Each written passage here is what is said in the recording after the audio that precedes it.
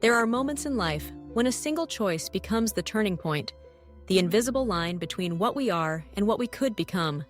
For Min, that choice happened on a humid Tuesday morning, behind the front desk of a nondescript office building in the heart of Ho Chi Minh City.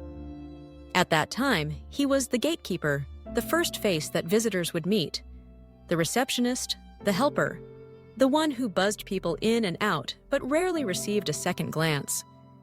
He wore a pressed white shirt and a polite smile, but beneath the surface, he was restless, searching for something more. Min's journey did not begin with privilege or connections. He was born in a small town, the eldest child in a family of 5. His parents scraped by, running a street food stall, their hands worn from years of hard work. Min understood from a young age that life was unforgiving, that every little comfort was earned. After finishing high school, he moved to the city, clutching a battered suitcase and dreams that felt almost embarrassing to say out loud. The receptionist job was supposed to be a short stop, a stepping stone, but months turned into years. Each day, he watched as sharp-suited executives strode past him, their voices full of confidence, their hands heavy with expensive watches and important documents. Sometimes he caught his own reflection in the lobby's glass doors and wondered if he would ever be more than the man who opened them for others. But even in the routine, Min paid attention. He memorized the names of every tenant and their preferences. He noticed which businesses were bustling, which were struggling. He learned to read the body language of visitors, who was nervous, who was excited, who needed help. He greeted everyone with genuine warmth, and gradually, people began to remember him. He was the gatekeeper, yes, but also a quiet observer, a student of life. One rainy afternoon, as thunder echoed through the city, Min's life began to change. He noticed an elderly man struggling with a heavy box at the entrance. Without hesitation, Min rushed out, umbrella in hand, and helped him inside. The man was grateful, and they exchanged a few words. Min found out he was Mr. Thao, the founder of a small publishing company on the 6th floor.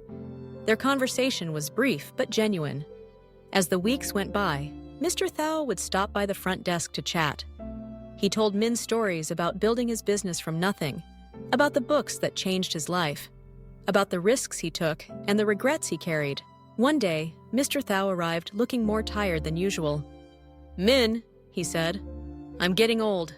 My children aren't interested in the business. I need someone I can trust to help me with a project. Would you be interested in working part-time in my office, just for a few hours each week?" Min's heart raced. He had no experience in publishing, but he had always loved books, and something in Mr. Thao's voice made him believe that this was the opportunity he had been waiting for. He agreed without hesitation. At first, the tasks were simple: organizing files, answering calls, proofreading documents. But Min poured himself into the work.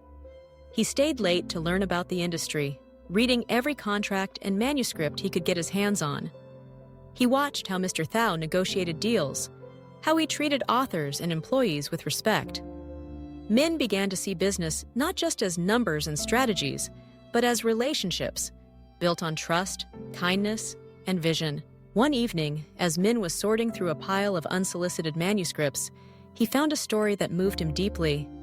It was raw, honest, and full of hope. He brought it to Mr. Thao, who hesitated at first. "We're a small company, Min. We can't afford to take too many risks." But Min persisted, sharing his conviction that this book could touch lives. Reluctantly, Mr. Thao agreed to publish it.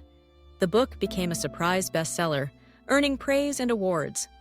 For the first time, Min realized the power of his own judgment, the value of believing in something, even when others hesitate. As the months passed, Mr. Thao entrusted Min with more responsibilities. He learned about marketing, finance, and leadership. He made mistakes, but each one taught him a lesson he never forgot.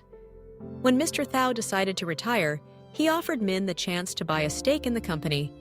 It was a risk, and Min hesitated. He had little savings, and the thought of failing was terrifying. But he remembered the lessons of his parents, the risks they took every day just to survive. He took a deep breath and accepted. Min worked harder than ever before.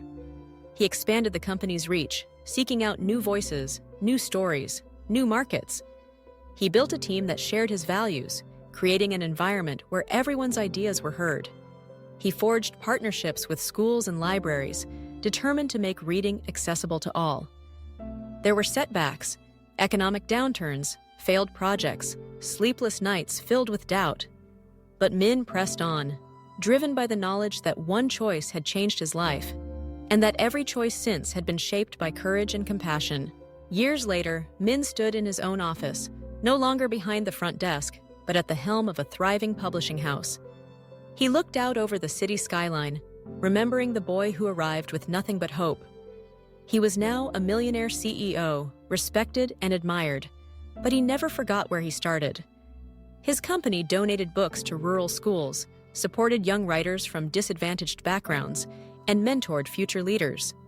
Min made it a point to greet every staff member by name, to listen to their stories, to treat them with the same kindness that had once changed his own life. Reflecting on his journey, Min understood that success is not just measured by wealth or status, but by the lives we touch, the opportunities we create, the courage to say yes when the world expects us to say no. The choice that changed his life was not grand or dramatic. It was a simple act of kindness, helping a stranger in need, saying yes to an unfamiliar opportunity, believing in the power of stories to change the world. Life is full of crossroads, moments when we are asked to choose between comfort and growth, fear and faith, indifference and compassion. Min's story is a testament to the idea that greatness is built, not in a single leap, but in a series of small, brave choices. Each day, we are all gatekeepers of our own destinies, standing at doors both literal and metaphorical. The world may not always notice, but the universe keeps score. In the years since Min became CEO, countless people have walked through the doors of his company. Young writers with trembling hands, hopeful entrepreneurs seeking advice, children clutching their first books. Min makes time for each of them, remembering how a single conversation, a single act of recognition, can change a life. He teaches his team that leadership is not about power, but about service. That wealth is not just money, but the ability to make a difference. Min's story is not unique. Every day, ordinary people make choices that shape their futures. A student stays late to help a classmate study. A mother sacrifices her comfort so her children can learn. A worker speaks up for a colleague who is struggling. These are the moments that matter, the ones that define who we are. If you find yourself stuck, standing at the threshold of your own dreams, remember Min's journey. Remember that you are never just a gatekeeper, never just a bystander. You have the power to choose, to say yes to opportunity, to help when it's inconvenient, to believe in yourself when no one else does. The road ahead may be uncertain, but every step forward is a victory. Let this story serve as a reminder. Greatness can begin with the smallest gesture, the quietest act of bravery. The world is full of doors waiting to be opened. Don't be afraid to cross the threshold. You never know where it might lead, and when you arrive, remember to hold the door open for those who come after you, because true success is not just reaching the top, but lifting others as you climb.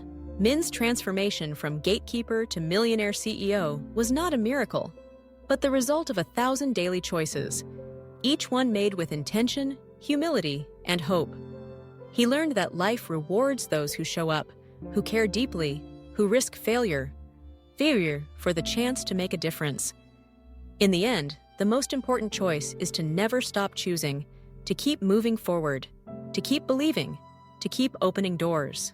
As you reflect on your own journey, ask yourself, what choices are you making today? Which doors will you open? Whose lives will you touch? The power to change your life lies in your hands. Be brave enough to use it.